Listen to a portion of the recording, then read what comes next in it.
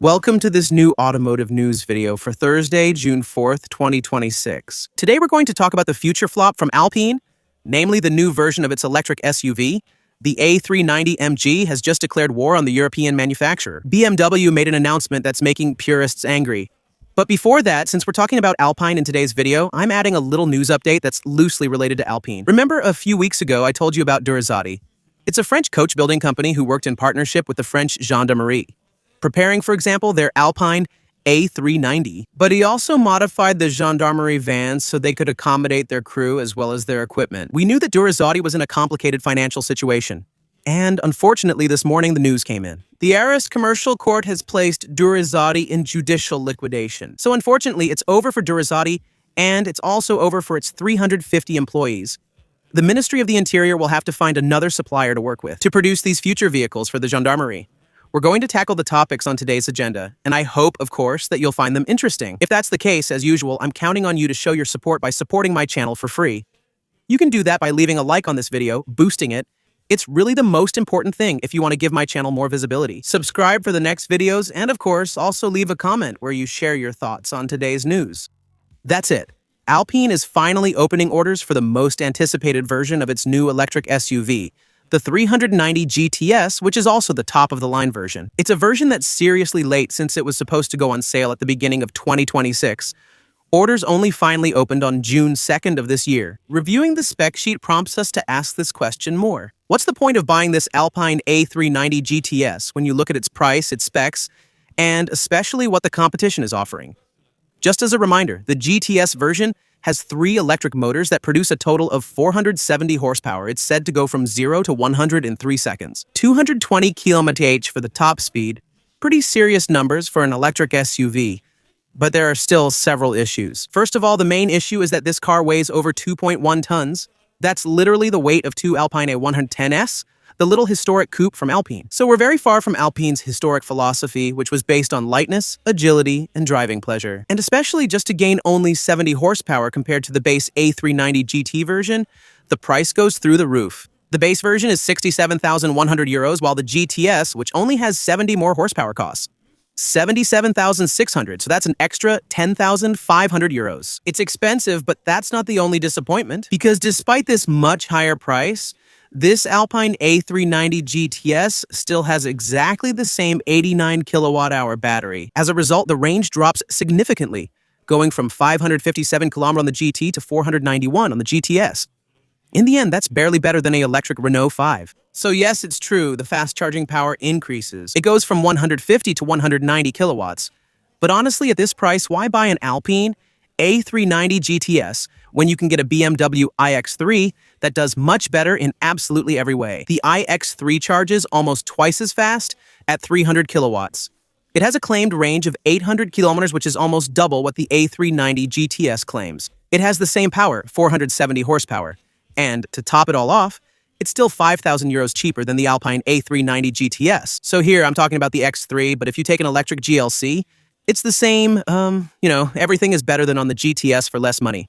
The entry level starts at 71,900 euros. It's even more powerful, actually. Almost 490 horsepower range, around 700 kilometers, and charging speed set at about 300 kilowatts. And also, it has to be said, unfortunately, it's true that in the premium sector, German brands in general suffer much less depreciation than French brands, which don't have a particularly good reputation in this range of vehicles. So it's hard to find selling points for this A390 GTS. Even though it has a fairly advanced torque distribution system, it can never really be sporty, weighing more than 2 tons. The problem isn't that the A390 GTS is bad. The problem with this car is that it's way too expensive for what it offers, and it feels like it's arriving a generation late.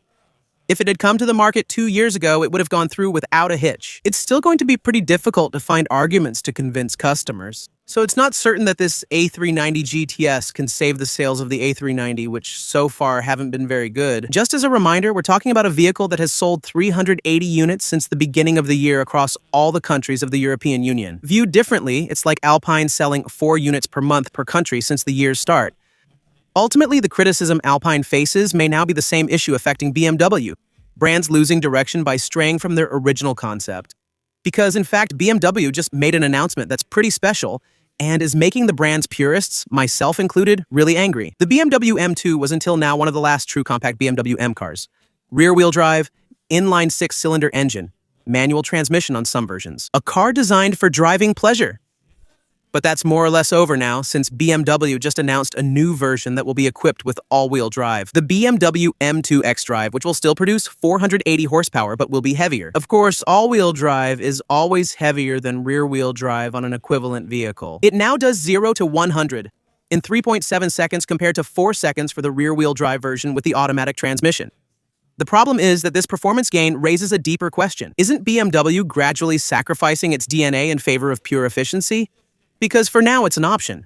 But there's nothing to say that for the next generation of the M2, it won't be the only transmission option offered to future M2 customers. And what made the M2 quite special until now was precisely its rear-wheel drive character.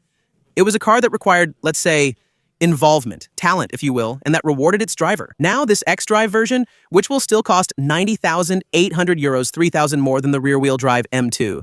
This car is following exactly the same path that the M3 and M4 took before it. BMW still explained that this car in the xDrive version would have a rear-wheel drive mode. Basically, with the vehicle's electronics, you can have all the torque sent only to the rear wheels.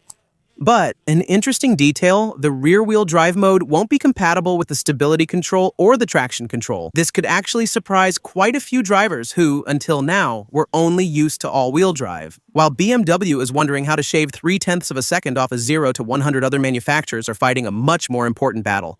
The battle for drivers' wallets. MG has launched a major price offensive across its entire lineup. The more you see their prices, the more you wonder why pay more elsewhere. For example, the MG4, thanks to a 5,000 discount and a 2,000 trade-in bonus, starts in its urban version at just 17,990. The big version with the large battery is now listed starting at 20,490, 416 kilometers of range. That's 11,000 less than the Renault 5 Electric with similar range. As a reminder, the MG4 Urban also comes standard with a heat pump and other modern features that many brands still charge extra for. Don't confuse the regular MG4 with the MG4 Urban.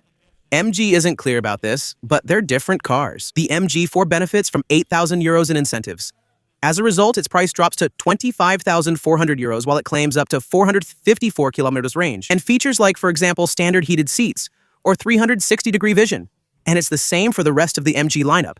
The new MG S5 EV drops to 26,000 euros. That's 3,500 euros in discounts and trade-in bonuses. The MG S6 EV drops below the symbolic 40,000 euro mark with a price set at 39,490 euros. MG has also extended this aggressive pricing to the rest of its lineup.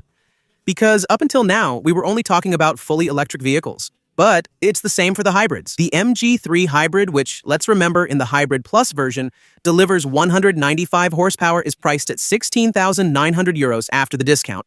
That's still quite a sum. But European competitors at that price? Well, there really isn't much choice. But on top of that, there's absolutely nothing comparable in terms of engine power. The ZS Hybrid Plus SUV with the same engine, 195 horsepower, which is a bit higher in the range, comes in at 20,490. Prices that were simply unthinkable just a few years ago for vehicles that are this powerful and this well-equipped. The HS, which is one of the largest models in the range, available so far as a 224 horsepower hybrid or a 262 horsepower plug-in hybrid, benefits from a 6,000 euro discount and now starts at 26,490 euros. And finally, the top of the range, the gigantic MG S9 PHEV, an SUV that's nearly 5 meters long, capable of seating up to 7 people, that still delivers almost 300 horsepower and offers 100-kilometer range in fully electric mode. Its price drops to 33,990 euros, a price that puts it at the level of compact crossovers from the competition, even though clearly, well, it's playing in a category, or maybe even 2 categories above. How does it compare to rivals? The MG4 is about 10,000 euros less than European competitors like the Renault Megane Electric, which costs 35,000 euros. For the MG3 Hybrid, it's about 8,000 to 9,000 euros less than, again, the European competition. If you take a Peugeot 208 Hybrid, it's 25,000 euros, and on top of that, you get the 5 PureTech engine. The MG ZS Hybrids are the same, about 10,000 euros cheaper on average than the competition. For example, if you take a Yaris, it's 31,000 euros a Yaris Cross. The MG MG5 is harder to compare because it's in a very broad range. But let's say, to keep it simple, it's 7,000 euros cheaper than an L-Rock from Skoda, and almost half the price compared to a Peugeot 3008 electric. The MG MG6 is the same. There's a 6,000 to 8,000 euro difference compared to the competition. And finally, the MG9, well, it's 10, 12, 15, even 20,000 euros cheaper than the competition, which often isn't as well equipped in terms of power. So at some point, when you look at the prices of the MG lineup, even if they're temporary prices, temporary offers, you really have to wonder how European manufacturers are going to justify these price differences. What could make us want to pay more for your cars instead of buying from MG? While we wait for the answer to that question, just know that we've covered all the news for today. Feel free to leave a like if you enjoyed the video, subscribe for the next ones, of course, and maybe even support my channel by clicking the join button below. There are plenty of bonuses and lots of perks for those who support the channel. Thank you for watching this video. See you tomorrow for the next one. Bye.